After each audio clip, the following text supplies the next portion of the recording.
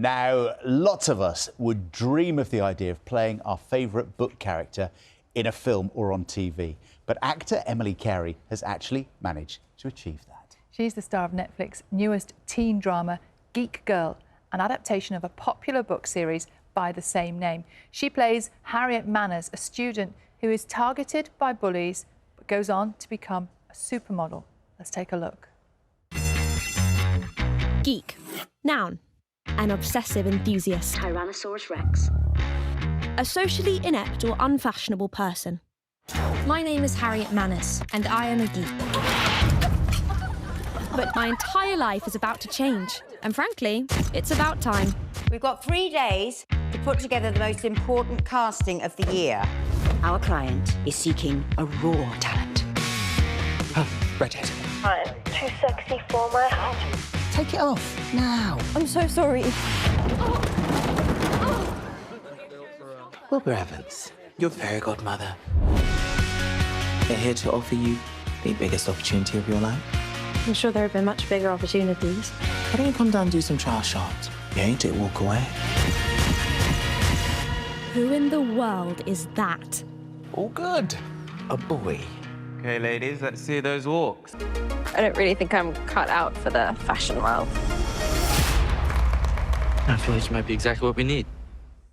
Round of applause. Well, we're joined now by the star, Emily Carey, who plays Harriet, and by the author of the books that inspired the show, Smale. Good morning to you. Good morning. I didn't recognise you without the long hair, the red hair. So is that a wig? It is a wig. It's a U-part wig, so it sort of sits here. A U-part wig. Oh. So the top of my hair was dyed, and then the rest was natural. It was a strange sort of dip dye for a couple of months, but it looks good on screen. You keep it on for the couple of months for the filming, do you? Well, the dye, yes. The wig sort of went on and off every morning. Okay. Fascinated by the wig. I am. Why are you asking so many wig questions? I'm going to get one. I'm going to get on Monday next Would week. suit Yeah. you. The story, though, it's classic. It's a little bit like a modern-day fairy tale in lots of ways, isn't it? It's the dream. The girl who is isolated, bullied, feels like she's too different and is then taken on a path that she can't quite believe herself. Yeah, no, it was always intended to be a sort of update to a fairy tale, even to the point where I brought in characters like fairy godmother and, you know, stepmother and that kind of thing to give it a real kind of updated feel. But yeah, it is a fairy tale, and yeah, we're just so proud of it, aren't we? Yeah, we really are. And Emily, for you, I mean, it's a fairy tale in a way, in its own way, isn't it? Your own personal story, because you dreamt of following this story and being part of it, and now you're in it, you're the star of it. Yeah, it still feels very surreal.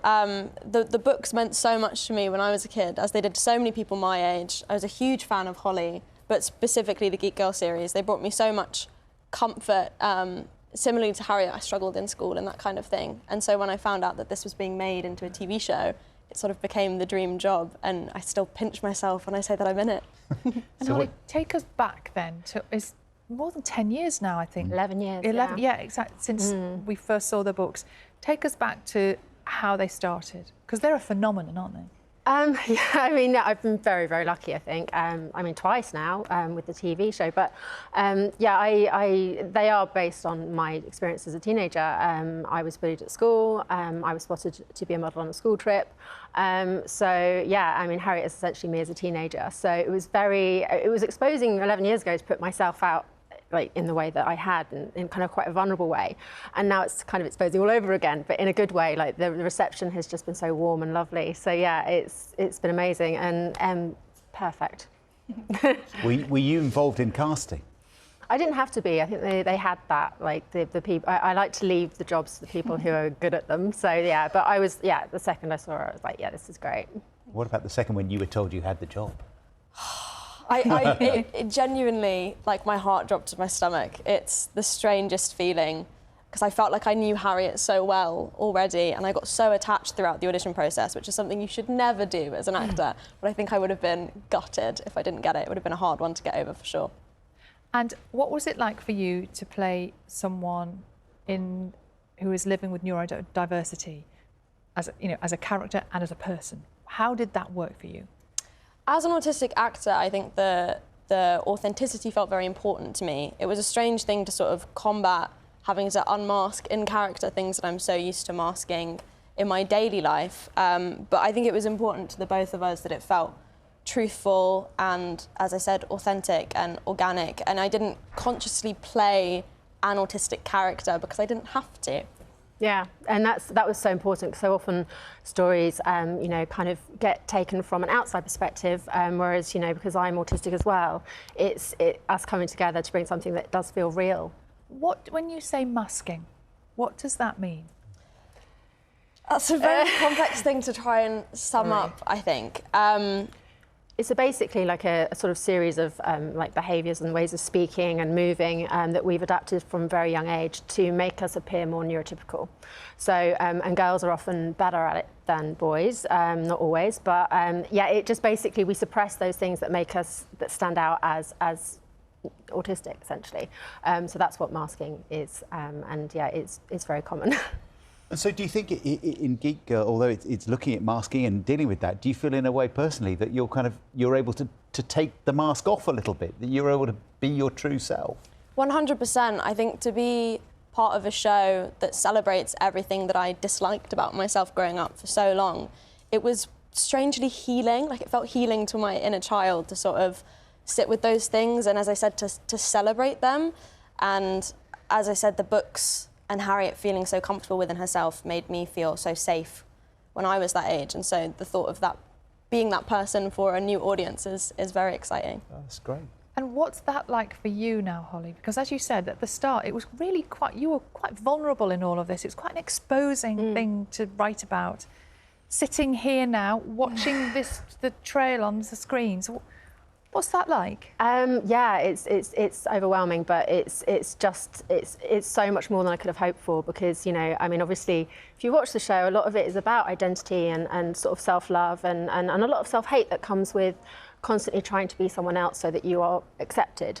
And I like Em, I healed through writing the books. Like, I learnt to love myself through loving Harriet. So she's very special to both of us. And, you know, watching it on screen, my main fear was that, you know, putting this character out who thinks everyone hates her into the world and then going, do you hate me? Oh. Like, that was my biggest fear. And so far the reception has been so warm and so kind. So that has been a huge relief, I think, for me. And so for those people following and loving it and being so warm and kind, they're going to say, well, what about future series? Does this run and run? There are lots of books. There are lots of books. We love Harriet and we want to keep telling her story, but it's, you know, it's discussion. We have to see how it goes. So it's completely out of our hands. Yeah, to be honest. But we love her, and it would be amazing to revisit. Yeah, I bet. And for people who maybe haven't read all of the books, I mean, where does life take her? Takes her all over the world, first of all. There's a lot of travel in books. And, you know, it just delves more into kind of working out who she is and what she wants, and love, friendship, family, identity, seeing the world. It's just, for me, it was always supposed to be kind of an adventure series, but with fashion, really. So, yeah. So does that mean you've had all sorts of exotic locations to film in? Well, this season was Canada, which was rather exotic. We had a wonderful time in Ottawa, but who knows if where have you got your eye on for the next series if you get one? Where do you want to go? Exactly. Salford? Yeah. Salford, why not? It's pretty gorgeous. Exotic here. We'll take it. It's been fantastic to meet you. Good luck. It was like 10 episodes of the first series, is that right? Yes. So, that's great. And we see the beginning of a journey which hopefully will go on for some time. Hopefully. Lovely to meet you. Fingers crossed. Thank you. Good luck. Well done. Thank you.